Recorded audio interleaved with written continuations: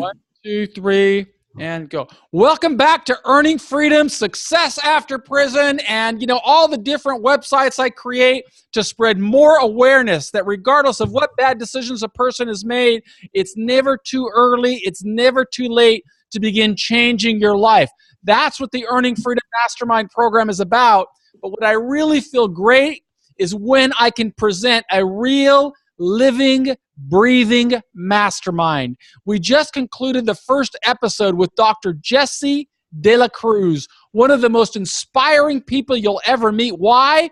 Because he went through more than 30 years in prison, but came out as an extraordinary success because of his transformation inside. We all can learn from people like Jesse De La Cruz, Dr. Jesse De La Cruz. I like to give him that respect. Dr. De La Cruz, thank you so much for spending more of your time with us today. We concluded our last episode with you talking about the importance of developing a conscience. Could you continue with a little bit more insight on what you meant by that and how developing a conscience influenced your life? Well, growing up in the neighborhood, growing up in a violent environment and being part of the violent environment, I didn't really have a conscience, man. I mean, I did what I did and I thought it was good to do what I did. I mean, everybody that I knew respected what I did. They looked up to what I did. And, there were terrible things, man. They were not nice things. Then when I came to this new way of living, I realized that the way that I thought it was supposed to be was not really the way it was supposed to be. So that I had to unravel all the garbage that I had created, because I created it.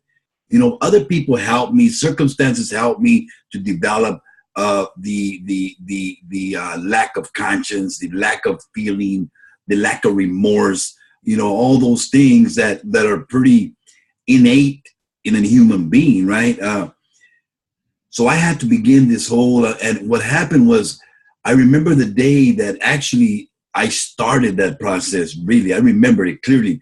I was sitting outside about 4 o'clock in the morning because, doing time, I always wake up at 4 o'clock in the morning.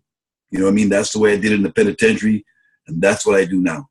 And so I wake up at 4 o'clock in the morning. I have this little ritual, brush my teeth, bada bing, bada bam, all that, make a cup of coffee. Well, I was at the treatment center. I went and got my coffee, and I was sitting there. And all of a sudden, for no reason whatsoever, I started to cry, man. It was like, but it wasn't a regular, it wasn't one of those cries. It was like, a gut-wrenching cry. And it appeared to me at the time like that I was like releasing fermented ugliness, garbage that I had pushed down to the pit of my gut, all the way down to my nutsack, I guess, to be ugly about it, and so I was crying, and I remember thinking, looking up and like, God, right, and thinking, what are you doing, man? Because I couldn't stop crying. And I heard the voice say, go ahead, man, it's all right. And it seemed to me afterwards, like I didn't feel it immediately, but I remember like a couple of days later, I thought, hey, you know what? I don't have that empty void in my soul anymore. I don't have it. It's gone. It's removed. I don't know what happened to it. And you made your own freedom. Yeah, it was my freedom. Your own liberty. You created it through your own purging of the evil and bringing the good that is naturally inside of you, bringing it back. Right. But I wanted to tell people. Because I was excited, right? But I didn't tell nobody because I said, they're not going to believe me, right? They're not going to believe me. They're going to think I'm crazy. So anyway, it went. There was little things that would happen. I became a member of Alcoholics Anonymous because I wasn't a wino, but alcohol led me to shooting heroin. Shooting heroin led me to stabbing people and robbing people and all those things. So the foundation for my recovery to transform is founded on the basic principles of Alcoholics Anonymous, which is faith, hope, honesty, willingness, brotherly love, and all those, principles that most people live by on a normal basis, right? Anyway, so I remember one time I and I would go into the rooms of Alcoholics Anonymous and don't get me wrong, because I didn't transform immediately. It wasn't like, okay, bam, okay, now I'm a good guy. No, it happened incrementally. Mm-hmm. When I would go in, I brought all this mentality with me, the prison tier ethic.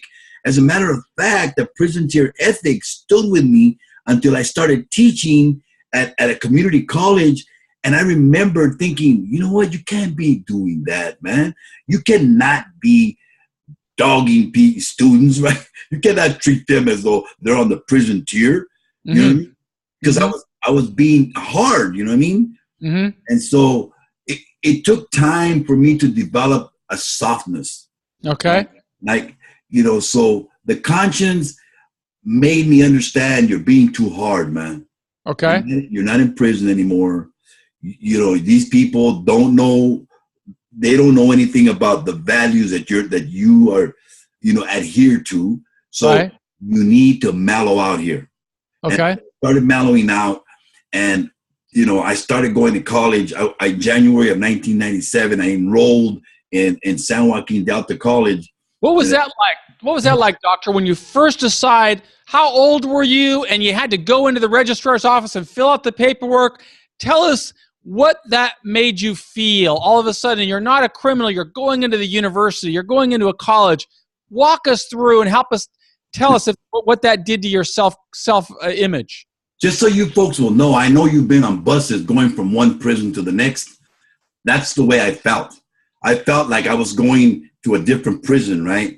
And I walked, and but I remember thinking, wow. But whenever I went from one prison to the next, I would always be apprehensive. But as soon as I would see somebody that I knew, and I would say, "Hey, man, who's here?" And they would tell me so and so. So okay, boom, it's cool, I'm good. Well, at the community college, I didn't know nobody.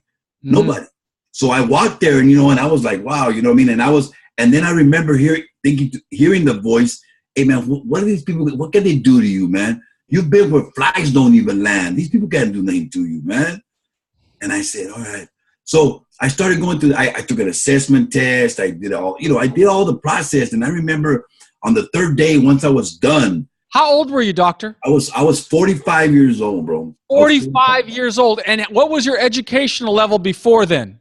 I didn't have an educational level. I was 10th. I got expelled in sophomore, and I never got a high school. I don't have a high school diploma. Did you have a GED? No. So you didn't participate in educational programs in prison. You don't start until you're 40, what, 42? 45. 45 years old. You decide to start education, and so you have to go through. What do you have to go through? So I had to go in, and I had to take an assessment test to assess my level of comprehension, reading, mathematics, and all that, right? And I did very well, comprehension, reading, writing, all that, language. The only thing I was behind was mathematics. So I wasn't good at mathematics. So I had to start from the very bottom, right? So anyway, level 1.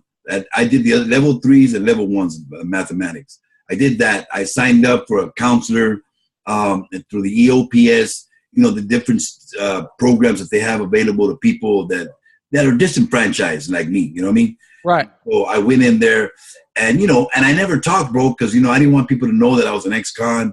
I thought everybody knew, you know what I mean? I thought everybody could see it. Because I know every time I see an ex-con, I know that he knows that I know that he knows, man. That's right. The way it is, you know what I'm saying? And so, but people don't know. You think they know, but they don't. It's right. The only way they know is if you tell them. Okay. Well, I didn't tell them. So the first semester, I almost gave up, bro, because you know what?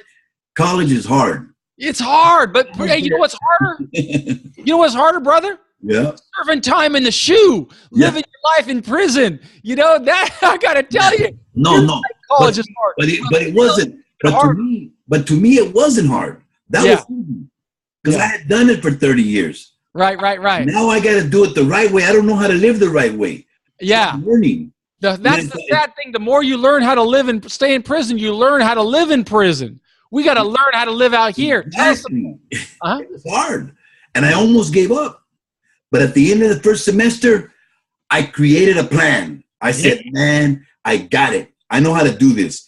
I'm going to do it semester by semester with the goal to get a bachelor's. Okay?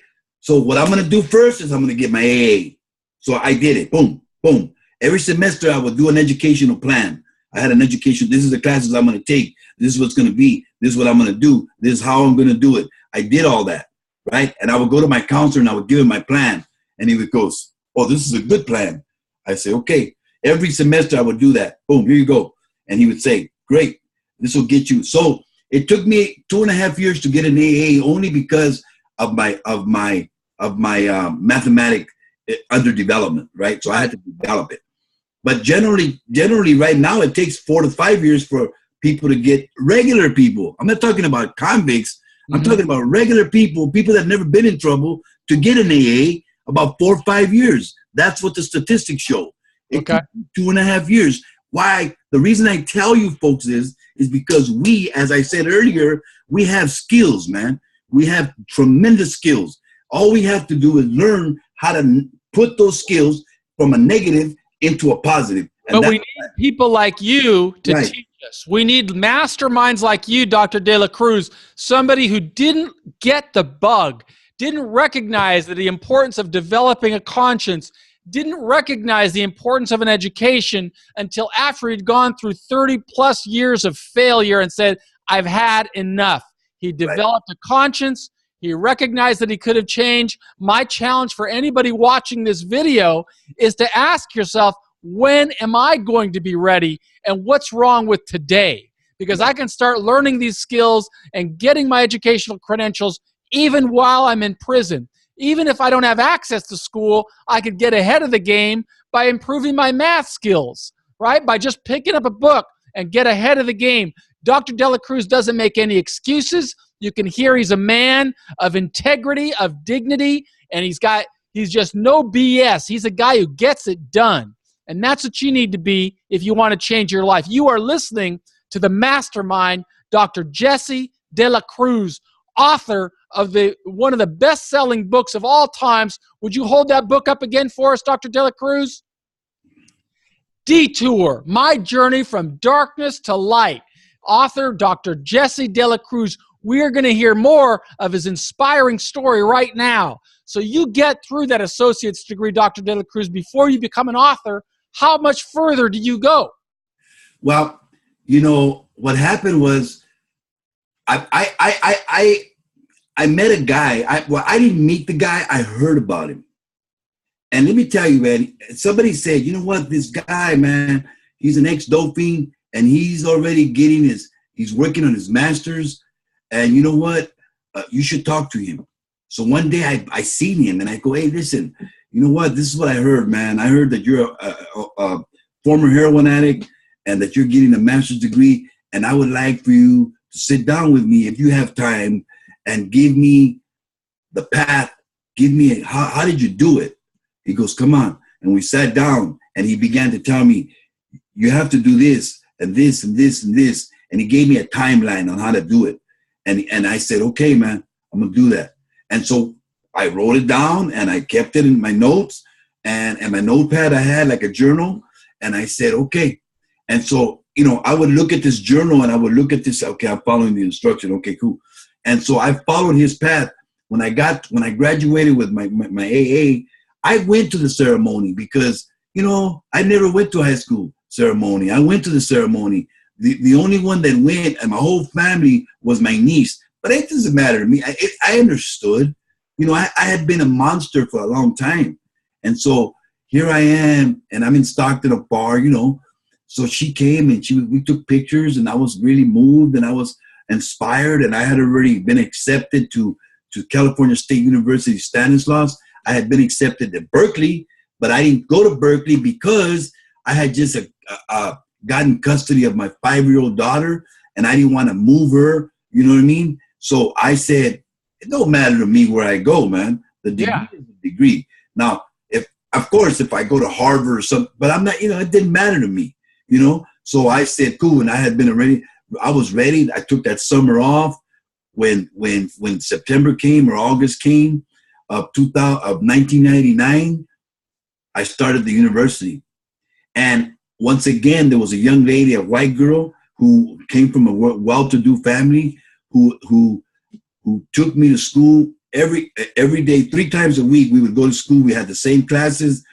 I helped her. She's really grateful to me for helping her. She wasn't an ex-con. She was just a regular girl, a rich girl actually, but she always credits me with helping her getting her BA. She always helped me with rides and all that.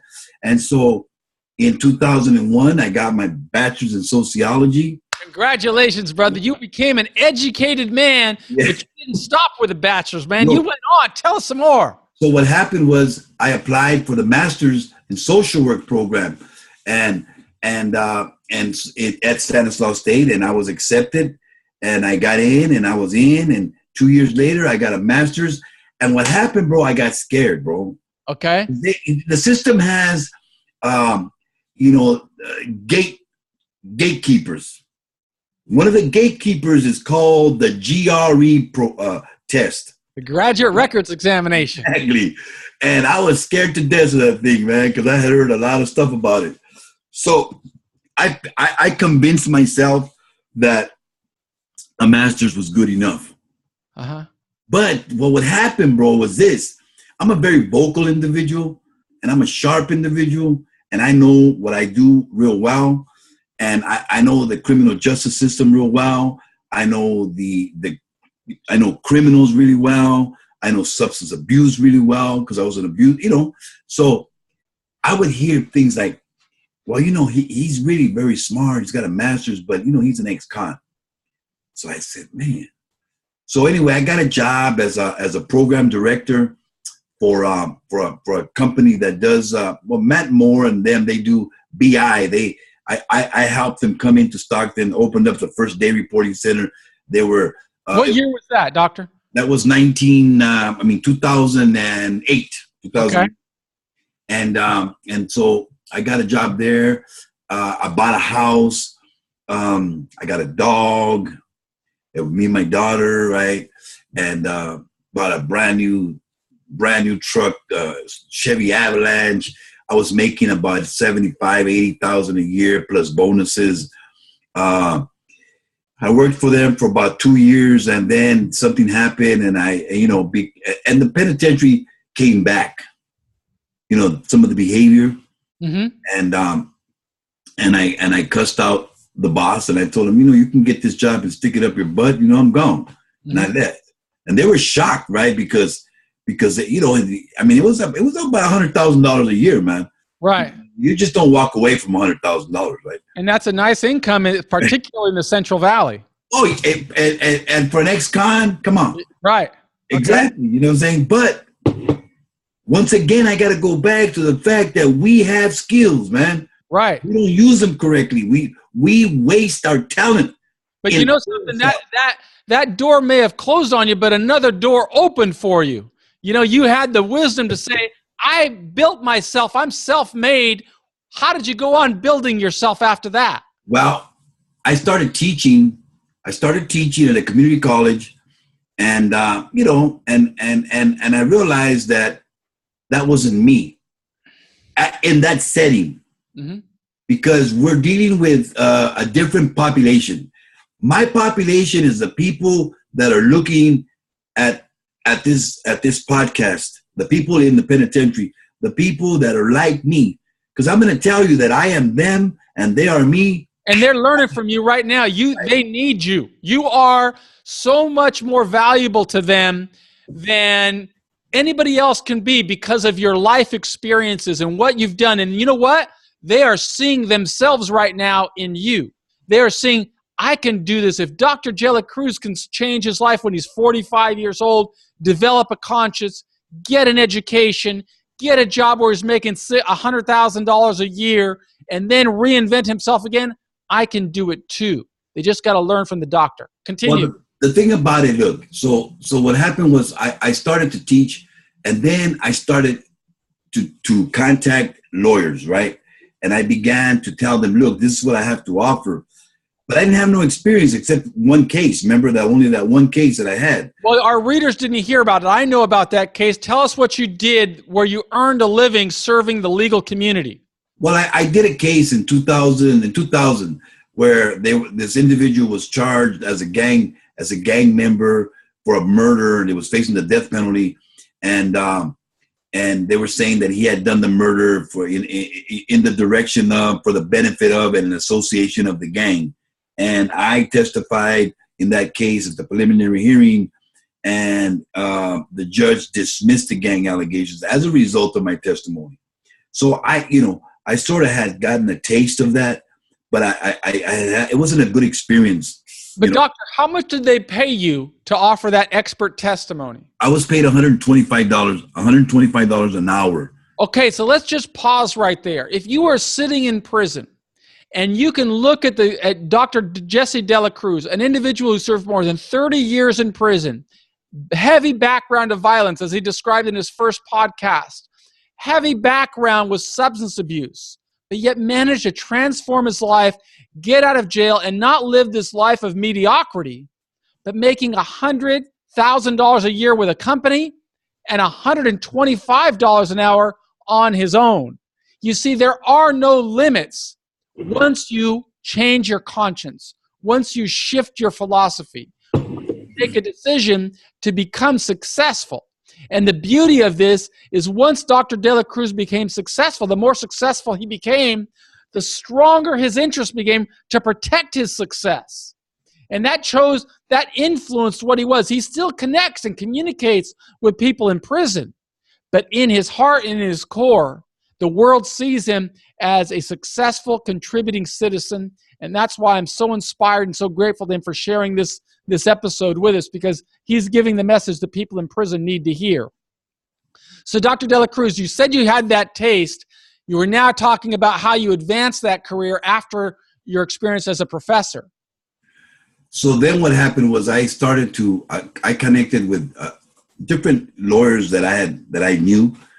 And what I did is I presented to groups of lawyers, and I gave them my CV, my curriculum vitae, and my background, and so forth and so on. And they said, okay. And so they started hiring me, sporadically. But, I started building my reputation.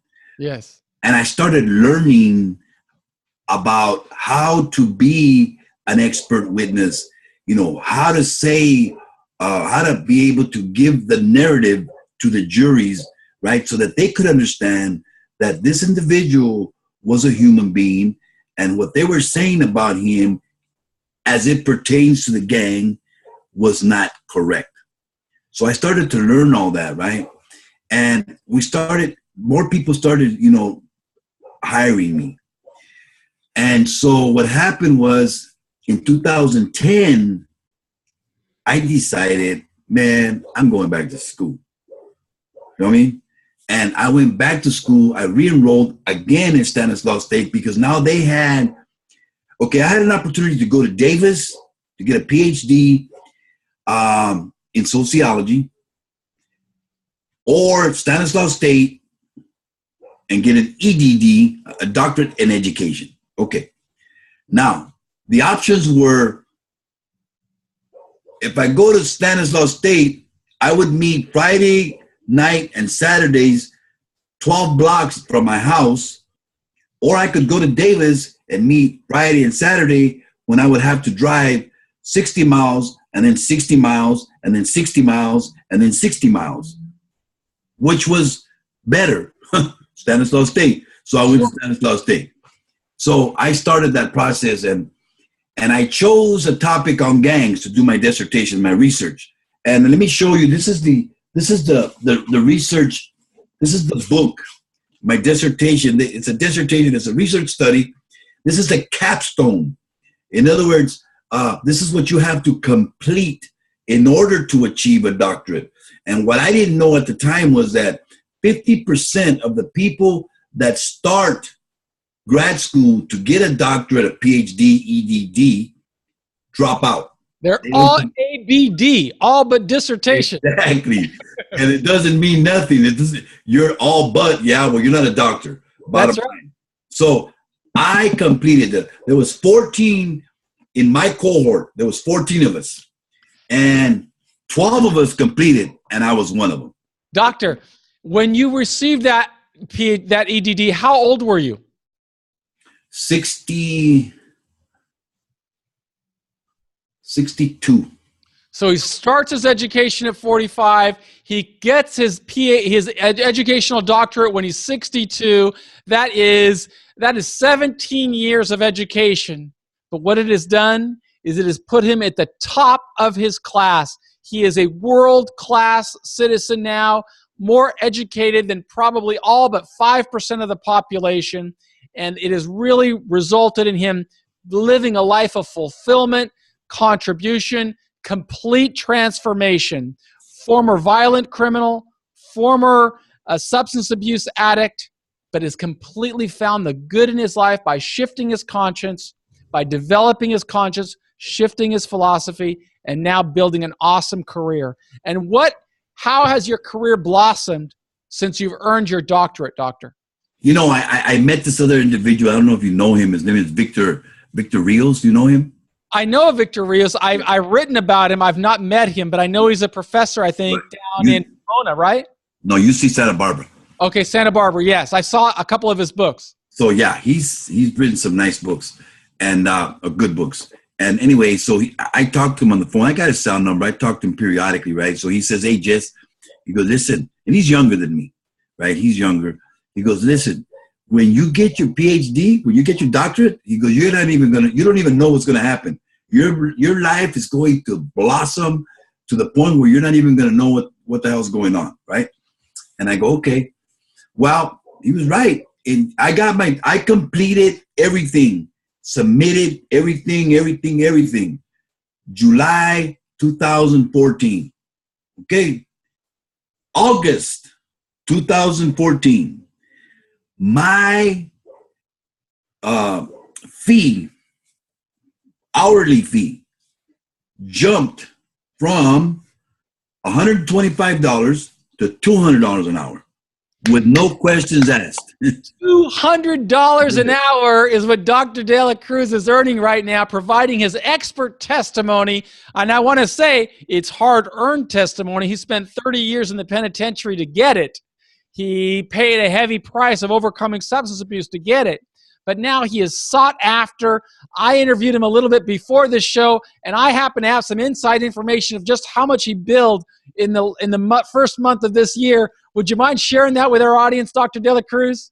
Well, you know, in January, I got a check, one check, in a case that I did from August to November. I finished November 1st. You know, but I was working on other cases, but I didn't get paid until January of this year, which I'm glad because of taxes. But it was for $62,725.86. I should have taken a picture of it, but I didn't. But anyway, no, it's normal for you to get big checks like that. Not that kind of check. That was the biggest check. I get checks where, you know, I'll get 13,000, 15,000, you know, 4,000, 7,000. So in a typical month, what do you typically earn on a month because of your work? Well, it's at the point now where it averages out to about $20,000 a month. $20,000 a month. This is an individual who served 30 years in prison, overcame substance abuse. When I call him a mastermind, now you can understand why. He isn't a guy who made excuses. He isn't a guy that waited for the world to hand him something. He went out and he earned the credentials that he needed to earn. He shifted his philosophy. He's demonstrated that he is the best in the world at what he does. And lawyers from across the United States are reaching out to him because he gets results. Why does he get results? Because he's authentic. That's why he's a mastermind. So impressed with you, Doctor. And I'm so grateful for you for sharing your story with our audience. I want to share something with everybody. You know, I never made $20,000 a month when I was out there, you know, breaking the law. At least I don't remember. You know, I mean, I'm sure I made money, you know, because I stole every day, you know. But the end result was the penitentiary.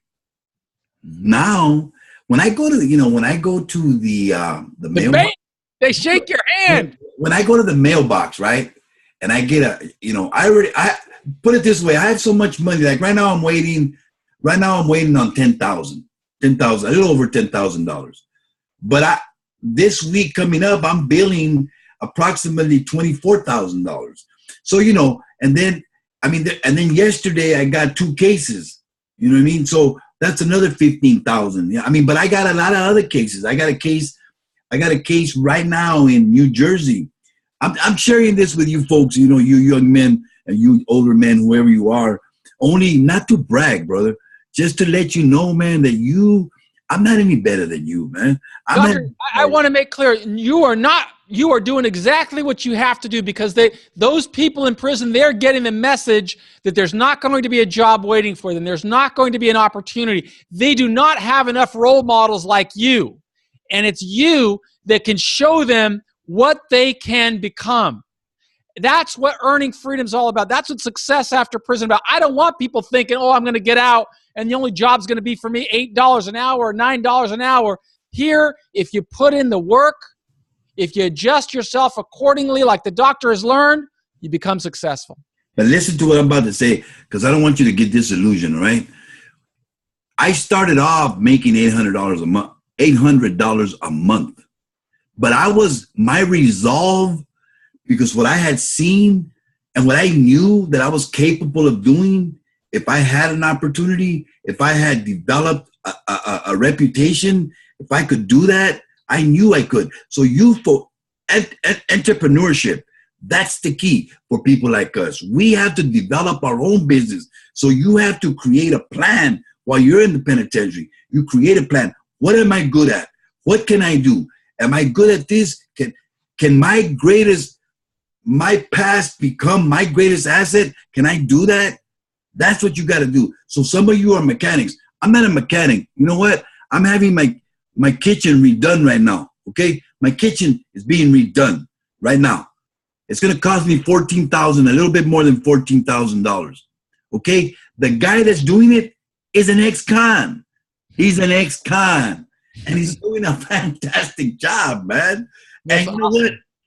Okay, so I don't know how much I know, but if I look at the contract, but let me tell you something, bro. This guy is making about $8,000 in about 2.5 weeks. And he's not here every day because he's doing other jobs. So I don't know how much he's making, but he's making $14,000 from me. So my point to you is there's no shame in the game. Nobody's telling you, hey, you have to adhere to what I do. No, you can be a mechanic because we need mechanics. You can be a carpenter because we need carpenters. You can be a plumber. Plumbers make $40-45 an hour, man. There's nothing wrong with $40-45 an hour. But what it all starts with, doctor, is having that shift in consciousness, developing a moral compass, making a commitment to do well, because you can't walk both sides. You cannot. You got to be solid. You got to be straight. You got to choose who you're going to be with, and then do it 100% commitment. That's what we teach in Earning Freedom. That's what we learned from Dr. Jesse De La Cruz. You're either in the car or you're not. And if you're not in the car, then you're in the trunk. Because and the trunk means you're in prison. So that's it. So, you can continue the path of being a tough guy, but you can't go to the bank with tough guy. You can continue on, showing people how, whatever, but nobody cares, bro. In the real Nobody cares if you can control the TV set.